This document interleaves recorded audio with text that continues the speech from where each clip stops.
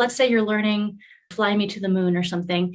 A typical habit that we'll get into is like, all right, I'm going to pull up the chart and I'm just going to like play through the chords, like, and just like play through the whole thing. And we do that like, 4 or 5 times, and we still don't really know the chords.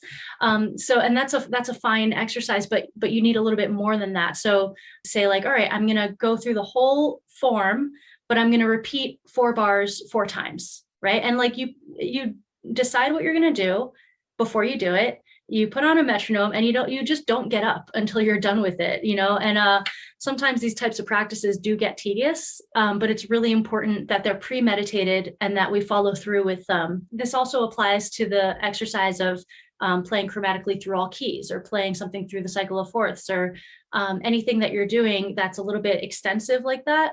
We have a tendency to be like, oh, I'll just do 3 keys, and like I think that's enough.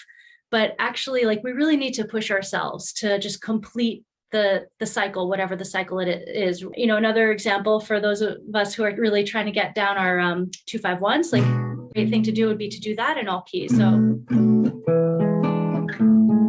now see if you can do that in the key of D, like go through the cycle of fourths. And then G.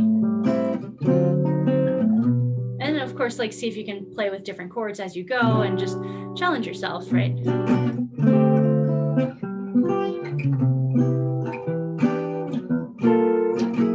then you can make it a whole song. This chord progression is something that probably every single jazz musician has practiced a lot. Just going through this, a 2-5-1 in the cycle of fourths, or a 3-6-2-5-1, or any one of those standard progressions, a 4-5-1 even.